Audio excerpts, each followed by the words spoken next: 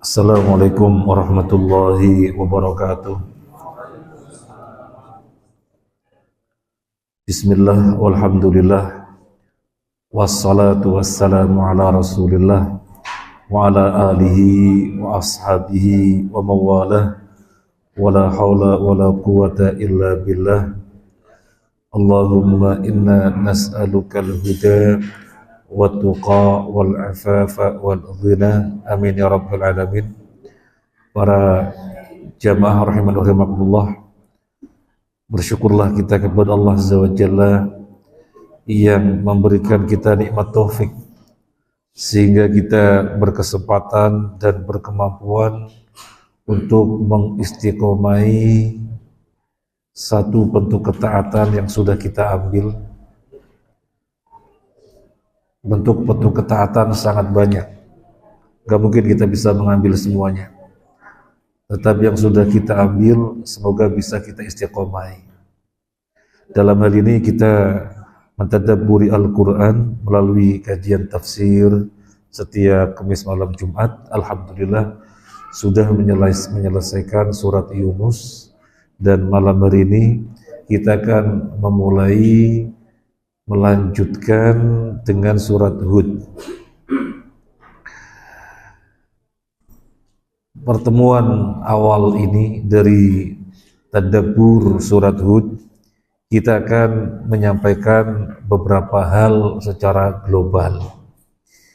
Yang pertama, surat Hud alaihi salam hiya as-surah al-hadiyah asyrah fi tartibil mushaf, faqad sabaqatha fi hadha tartib suratul Fatihah, dan seterusnya.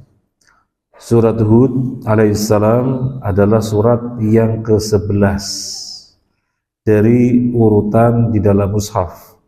Yang sebelumnya sudah ada 10 surat yang lainnya, dimulai dari Al-Fatihah, Al-Baqarah, Ali Imran, An-Nisa, Al-Maidah, Al-An'am, Al-A'raf, Al-Anfal, At-Taubah, dan Yunus. Kemudian yang ke-11-nya surat Hud. Amma tartibuha fin nuzul fahiya as-surah ats-tsaniyah wal khamsun wa kana nuzulha ba'da surat Yunus. Kalau tadi urutan di dalam mushaf, adapun urutan turunnya, maka surat Hud adalah urutan yang ke-52. Secara turunnya, maka dia urutannya ke-52 setelah surat Yunus. Poin yang kedua, wa'adadu ayatiha 23 wa mi'ah ayah. Jumlah ayatnya ada 123. Masing-masing surat bisa dilihat jumlah ayatnya ada berapa, sehingga 114 surat bisa dihitung totalnya ada berapa. Jumlahnya adalah 6.200 sekian ayat. Saya lupa persisnya berapa, tetapi 6.200 sekian ayat. Lah, kalau dari kecil kita dibilangin sama yang ngajarin kita ayat Quran 6.606, lah ini ngitungnya dari mana? Sampai dibikin syair ayat Quran gitu ya, pakai syair ya, 6.606. Tentunya dipertanyakan dari mana, karena bisa dihitung. Kemudian poin yang ketiga, waqad sammaha an-nabiyyu sallallahu alaihi wasallam bi surati Hud. Nabi sallallahu alaihi wasallam menamai surat ini dengan surat Hud. Yang menamai Nabi sendiri. Jadi bukan sahabat menamai Hud, bukan. Penamaan surat dengan pemberitaan dari Nabi sallallahu alaihi wasallam. Yang lalu sudah kita bahas, kenapa dinamai surat Yunus ya? Padahal dari ayat pertama sampai terakhir kisah tentang Yunus di mana?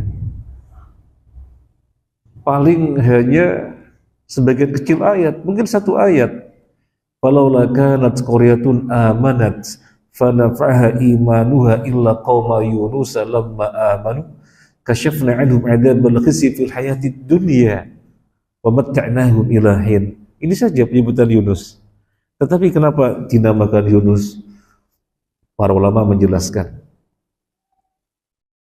Di antaranya adalah Syekh Ahmad Al-Buraidi menjelaskan, justru ini yang menjadi perhatian utama, bahwa tidak ada umat ketika sudah saatnya diadab karena baleloknya mereka kemudian tobat dan tobatnya diterima. Gak ada. Umat manapun yang balelo kemudian sudah saatnya Allah turunkan adab, ya maka diadab. Adab menimpa mereka, tobat gak berguna. Tapi ada hanya umatnya Nabi Yunus saja.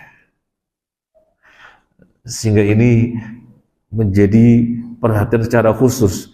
Ini pesan yang paling penting dalam surat Yunus, sehingga kemudian dinamakan surat Yunus. Allahu a'lam. Ini renungan para ulama kenapa dinamain surat Yunus, padahal nggak ada kisah tentang Nabi Yunus di situ kecuali hanya satu ayat atau sangat sedikit ayat.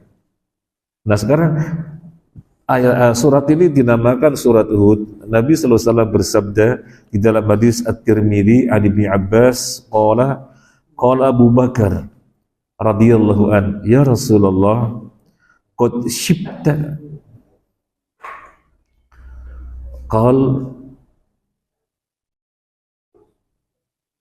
Syaibatni atau sayyabatni Hud wal waqi'ah wal mursalat wa amma yatasaalun wa idza syamsu kuwirat. Abu Bakar As-Siddiq radhiyallahu anhu mengatakan, ya Rasulullah, engkau sudah beruban atau uban sekarang tampak padamu? Maka Nabi menjawab, iya, yang menjadikan aku beruban Hud, waqi'ah, mursalat, amma yatasaalun, dan idza syamsu kuwirat. Jadi Hud, waqi'ah, al-mursalat, amma yatasaalun, idza syamsu kuwirat, ini 5 surat yang menjadikan Nabi beruban. Syekh Muhammad bin Abdul Aziz Al-Ghubairi di dalam penjelasannya menyebutkan, Nabi beruban bukan karena usianya sudah sepuh sehingga beruban. Nabi beruban karena turunnya ayat ini, di mana kandungannya dirasakan sangat berat bagi beliau sallallahu alaihi wasallam, sehingga beliau beruban lebih dahulu. Salah satunya disebabkan turunnya surat Hud. Wa fi riwayatin, dalam riwayat yang lain, kalau tadi riwayat At-Tirmidzi dari Ibnu Abbas, dalam riwayat yang lain disebutkan syayyabatni Hud wa akhawatuha. Yang menjadikanku beruban adalah Hud, surat Hud, dan yang lainnya. Yang lainnya apa? Maka disebutkan dalam riwayat Ibnu Abbas yang dikeluarkan oleh Imam At-Tirmidzi ini. Qala Al-Qurtubi ba'da an saqa ba'd al-ahadits fi fadli hadhihi surah fa fi tilawati hadhihi suwar yukshafu liqulubil arifin sultanuhu wa batshuhu fatadhala minhu an-nufus wa tashayyaba minhu ar-ru'us. Ini kata Imam Al-Qurtubi setelah menukil beberapa hadis tentang keutamaan surat ini, surat Hud. Maka kalau dibaca surat-surat tadi yang ada 5, apa saja? Hud, waqi'ah, al-mursalat, amma yatasaalun, idza syamsu kuwirat. Maka dari situ hati-hatinya arifin sangat merasakan betapa dahsyatnya kekuasaan Allah, betapa dahsyatnya adab Allah, sehingga jiwa-jiwa merasa ketakutan sampai kepala membuat beruban, sampai kepala dibikin beruban. Jadi di sini disebutkan qulubul arifin, hati-hatinya arif, hati-hatinya orang yang mendalami, hati-hatinya orang yang berpengetahuan, maka akan merasakan betapa besarnya kekuasaan Allah, betapa dahsyat adabnya, sehingga jiwa-jiwa merasa takut yang membuat kepala beruban. Ini yang mengatakan Al-Qurtubi, lah kalau ada orang lain selain Nabi bisa sedemikian dahsyat merasakan 5 ayat ini, apalagi Nabi SAW yang Al-Quran diturunkan kepada beliau. Maka beliau mengatakan yang menjadikan aku beruban adalah surat Hud dan yang lainnya.